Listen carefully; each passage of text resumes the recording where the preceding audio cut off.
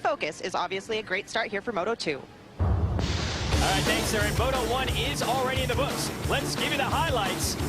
30-second card goes sideways, and this season is underway. A lot of questions about Chad Reed after a rough Supercross season. He answers some of the questions right off the bat. He's motivated for motocross. He's got the whole shot. Well, and there was also the question whether or not the 800 of Mike Alessi on that new KTM 350 would be able to get the start, and he came out the gate in third. 43 of Stephen Clark is down. He's in last. And then Andrew Short, one of the would-be championship contenders, is down early as well. He would come back for 15th, disappointing in Moto number 1. And watch this as Josh Grant's trying to make the move on Townley. Watch how he threads the needles here. Just goes over the markers and back across. That was for 4th. Dungey would stall on lap 2. A few more mistakes coming through traffic. A disappointing 10th for the new Supercross champ. And watch Metcalf here. He just foot clips the rut, does a little knack-knack, gets back on the track and back on attack. He was going after Josh Grant. Then Grant would pass Alessi for 3rd, and then the last lap go after Davey Millsaps for 2nd place. A clutch move by Josh Grant to take 2nd, but there was no answer for Chad Reed, your first moto winner of the season. Obviously, Reed's happy about that, defending the number 1 plate in the best possible fashion he can with the victory. Now it's time for our Rocky Mountain keys to the race, Jeff. Let's talk about Ben Townley, what he has to do today in his comeback.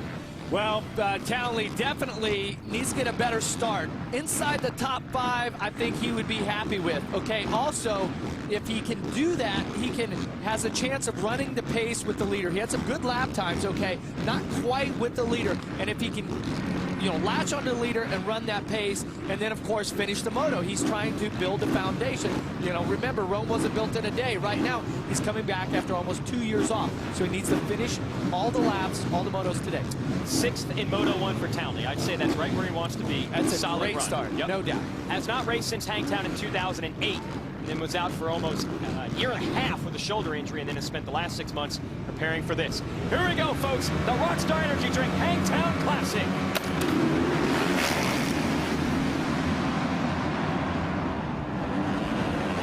Guess who? The 350cc KTM of Mike Alessi has the start. Well, I guess the questions have been answered. KTM has delivered a brand new machine, which is out front here in Moto 2 at Hangtown. And Alessi knows how to finish at this track. He knows how to get it done. Davey Millsaps 2nd early on here. And it's Townley up to 3rd and making moves on Ryan Sipes. Sipes going to try to get Townley back, and he does. Shorts in there, Mike Brown. Kyle Reed up front, Reed? Metcalf. Reed mid-pack.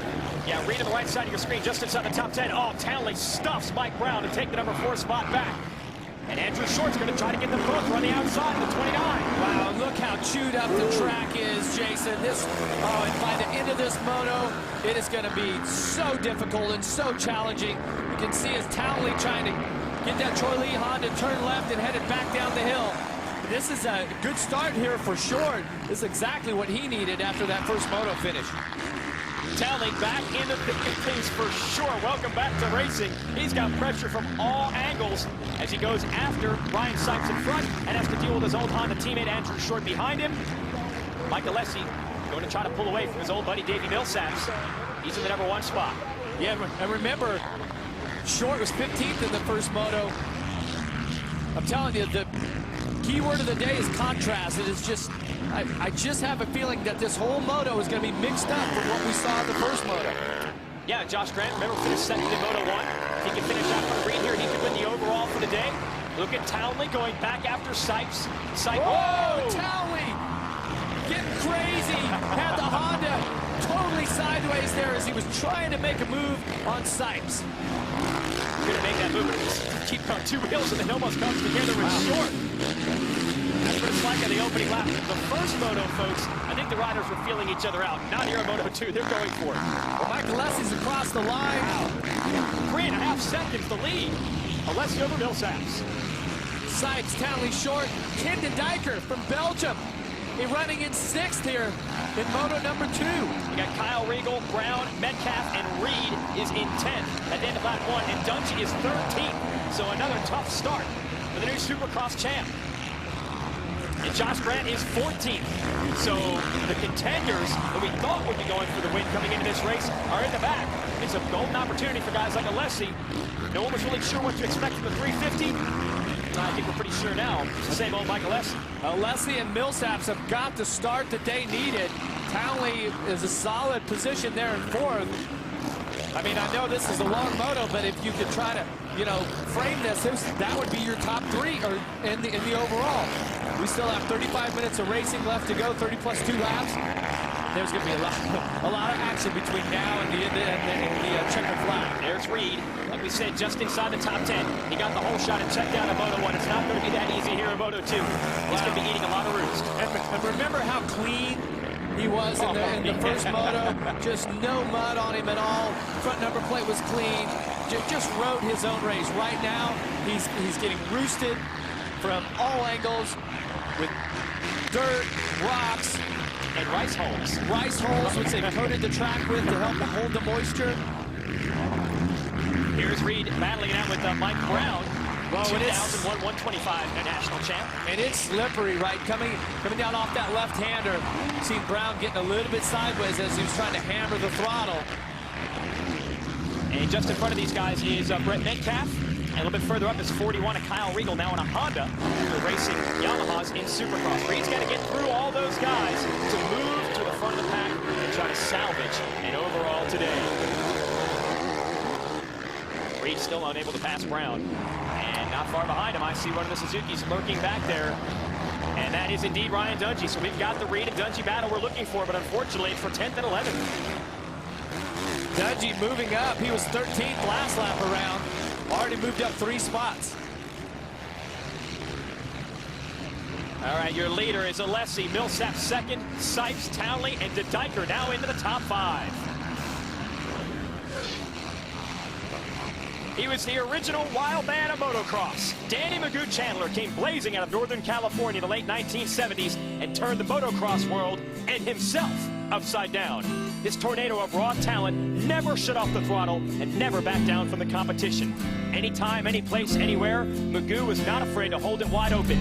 And although those accidents often led to crashes and often led to mistakes, he didn't care. That was the way he rode, all out, all the time. When it came together, he was nearly unstoppable, as he was at the 1982 Motocross the Nations when he swept all 4 motos. Unfortunately, a crash in 1985 would end his career, and his life came to an end with sudden, sad abruptness. Danny Chandler died in his sleep at age 50 on May 4th. Godspeed, Danny Magoo Chandler. Mike Alessi continues to lead here at the Hangtown Classic. And you would think we're halfway through the moto, judging by the lead he's built up here, Jeff, but we're just getting started. I'll tell you, the first moto here was pretty tight all the way through, but at the moment, Alessi is running a 2:16 lap time, 5 seconds ahead of Millsaps, and he is the fastest rider on the track by a couple of seconds. So he is absolutely flying out here on this brand new bike, the KTM 350. And we say brand new, it's not just brand new because the engine displacement is different. Radically new for KTM. Their first fuel-injected motocross bike and their first motocross bike in over 20 years with a linkage for the rear shock. Considering all the new developments, it's amazing this bike is ready to race, as they like to say, right from the get-go. Well, and those of us that have been around for a while, you know that Stefan Everts, multi-time world motocross champion, is right at the forefront of this team and heading up this project. Had quite a bit of influence on what's happening there at KTM, and no doubt that that's had a huge effect on the success of this bike. And Everts, the king of motocross in Europe, is here today watching Mike Alessi, and he's got to be pleased with his young student right now. Working. You know, Mike's a great guy to have on this bike. They have a great team put together. They have it's a one-man team in the 250 class and one here in the 450. There's Millsaps in the number 2 spot. Not able to hang with Alessi, at least early on, but in position to score solid points today. If it ended like this, Alessi would just edge Millsaps for the overall, but we've got a lot of racing to go. You see the countdown clock at the top of your screen. 22 minutes plus and 2 laps in this moto.